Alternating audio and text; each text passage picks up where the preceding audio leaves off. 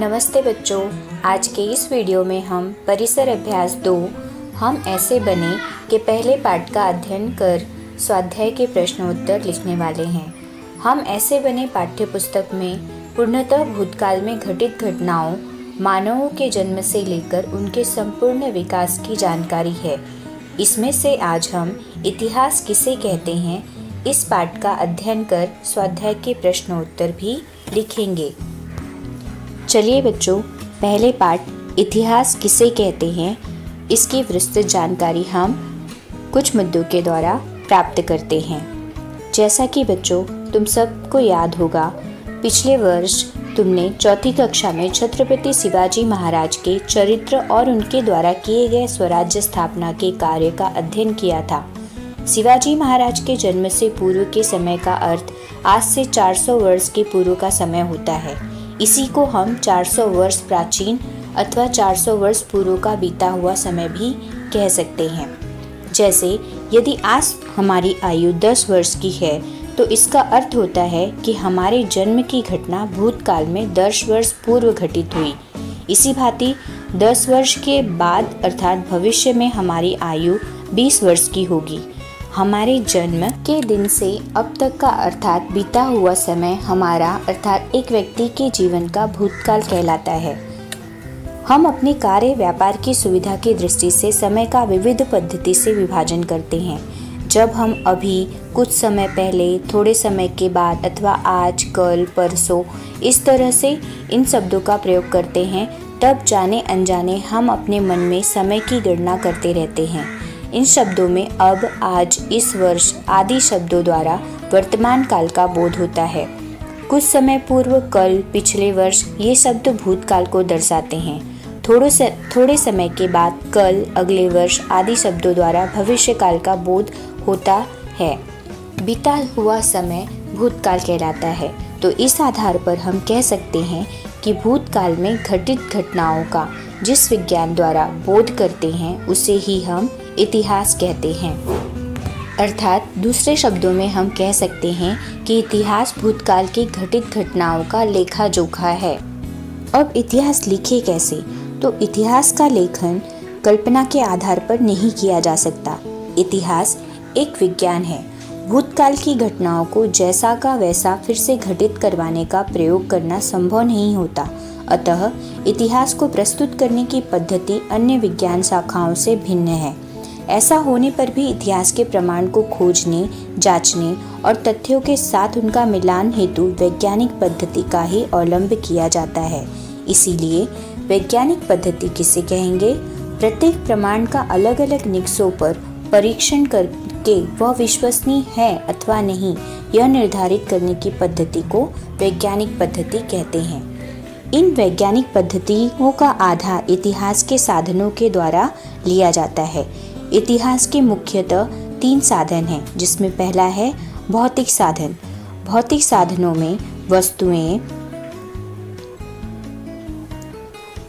भवन, प्राचीन भवनों का इसमें समावेश होता है, शिल्प, बर्तन, प्राचीन सिक्के इत्यादि का समावेश होता है। इसके अलावा दूसरा साधन है लिखित साधन, जिनमें हम ग्रंथों, पांडुलिपियों, ताम्रपट, उकेरे हुए अन्य लेखों का समावेश करते हैं। इसके अलावा तीसरा साधन है मौखिक साधन। मौखिक साधनों में हम लोक कथाएं, लोकगीत, चक्की के गीत इत्यादि साधनों का समावेश करके हम इतिहास की वैज्ञानिक पद्धति का उपयोग करके इतिहास को लिखते हैं। अब देखते हैं इतिहास और हमारा संबंध। तो इतिहास का हमसे बहुत ही गहरा संबंध होता है। प्रत्येक गांव, जिला, राज्य और देश का स्वतंत्र इतिहास होता है। इसी भांति पृथ्वी, पर्वत, जलाशय, प्राणी जगत, मानव इन सभी का अपना स्वतंत्र इतिहास है। प्रत्येक विज्ञान शाखा का भी अपना इतिहास होता है। उसके आधार पर हमें मानवीय संस्कृति में महत्वपूर्ण परिवर्तन लाने वाले अनेक वैज्ञानिक आविष्कारों और उनके आविष्कारकों की जानकारी प्राप्त होती है। भूतकाल के मानवीय समाज के आचार विचार और कार्यों के परिणामों की खोज करते हुए इतिहास अनेक प्रश्नों के उत्तर ढूंढता है। इतिहास का अध्ययन करने से मानवीय समाज की उन्नति के लिए क्या अच्छा है, क्या बुरा है, इसका अध्ययन करना संभव हो जाता है। भूतकाल और भविष्यकाल का संबंध अर्थात इतिहास और हमारे भविष्य का संबंध। विभिन्न घटनाओं की अखंडित श्रृंखला द्वारा भूतकाल, वर्तमान काल और भविष्यकाल एक दूसरे से जुड़े हुए होते हैं। जैसे स्वतंत्रता प्राप्त करने हेतु भारतीयों ने अंग्रेजों के विरुद्ध संघर्ष किया, यह एक ऐतिहासिक घटना है। इसी के फलस्वरूप 15 अगस्त 1947 को भारत को आज़ादी प्राप्त हुई। अतः ऐसा कह सकते हैं कि स्वतंत्रता प्राप्ति की घटना स्वतंत्रता संघर्ष की कृति का परिणाम है। जैसे प्राचीन काल में मनुष्य ने आसपास के परिसर में उपलब्ध सामग्री से औजार बनाने की कला को आत्मसात किया, अग्नि का उपयोग करके कैसे करना चाहिए यह सीखा। आगे चलकर मनुष्य ने पहिए का भी आविष्कार किया, अर्थात मनुष्य की आगे आने वाली पीढ़ियों ने विकसित होती इन बातों में और वृद्धि की है। मनुष्य की शारीरिक और बौद्धिक उन्नति के साथ साथ तकनीकी विज्ञान का भी विकास होता गया। यह प्रक्रिया अभी भी अखंडित रूप में चल रही है।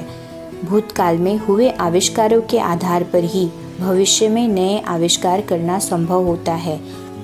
इस आधार पर हम कह सकते हैं कि भूतकाल और भविष्यकाल को जोड़ने वाला सेतु इतिहास है। बच्चों, ये पाठ आपको समझ में आया होगा। अब हम इसका पुनरावर्तन इसके स्वाध्याय के द्वारा करते हैं। स्वाध्याय में पहला प्रश्न है, रिक्त स्थान में उचित शब्द लिखो। पहला, भूतकाल में घटित घटनाओं का जिस विज्ञान द्वारा हम बोध करते हैं उसे इतिहास कहते हैं। दूसरा, इतिहास केवल कल्पना के आधार पर लिखा नहीं जाता। दूसरा प्रश्न है, एक वाक्य में उत्तर लिखो। पहला, वैज्ञानिक पद्धति किसे कहते हैं?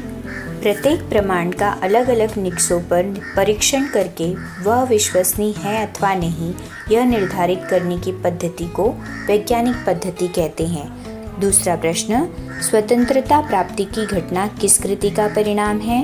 उत्तर, स्वतंत्रता प्राप्ति की घटना स्वतंत्रता संघर्ष की कृति का परिणाम है। तीसरा प्रश्न, इतिहास का अध्ययन करने से क्या संभव हो जाता है?